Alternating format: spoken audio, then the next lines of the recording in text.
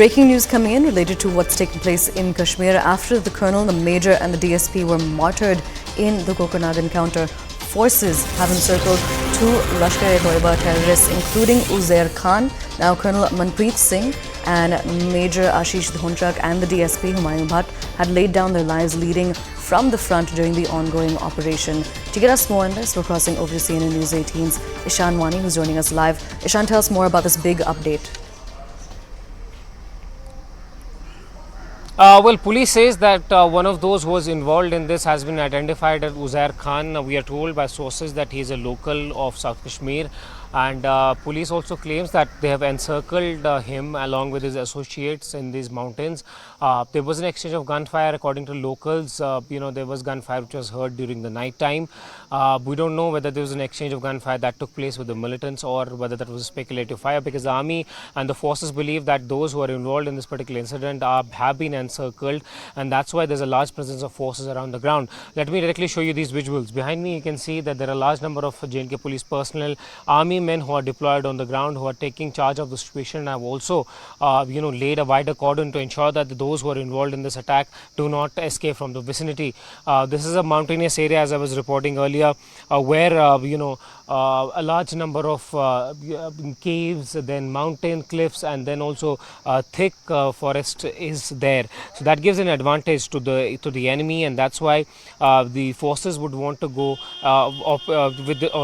in this operation at ease, because they don't want to take any casualties, because for a very long time we have seen the successful operations taking place in joint coordination of security forces, but now that the casualties have taken place, they would want to minimize them, and that is why we're seeing forces presence in these mountains as well. Many teams of the Indian Army who are specialized in mountains, who are well trained in the mountain warfare, have gone into these mountains. This includes top officials who were on the ground yesterday. We also saw Director General of Police of J&K Police, and then ADG Kashmir, accompanied by other top forces who were also present at the location. There is a huge media presence because this is something which is not now usual in Kashmir, where forces are taking so many casualties.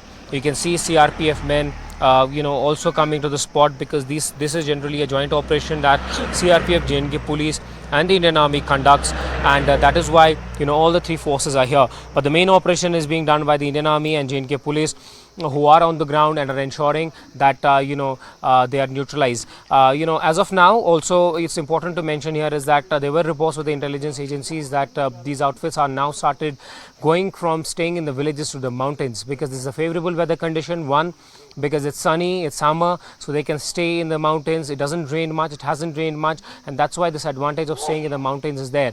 We already saw that when Pulwama, Panpuncha and Rajouri attack took place, the agencies had come out with an assessment that there are natural caves in that part of Jammu region where they are staying, and where there is an easy access, and then also natural protection from any kind of weather condition. But that may not be true in case of Kashmir, because in some months from now there will be snowfall, and those who are operating from these mountains would not be able to stay there and would have to come down to the mountain, to the villages.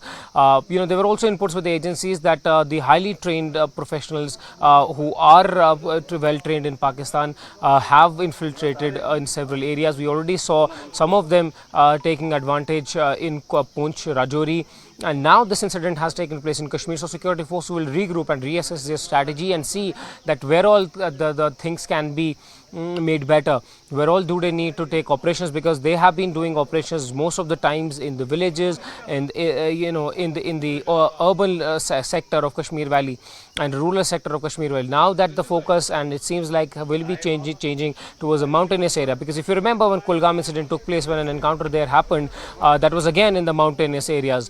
That is why there is a positive indication that shifting of the strategy from these outfits is that stay in the mountains, whenever there's a presence of forces around those areas, attack them, or whenever there's an input that is gathered. And also importantly, it's important to mention here is that because they're sitting at an advantage point, By that I mean when you're sitting on the mountain top, so you can easily look down and it's easy to target anybody Absolutely. who's coming up.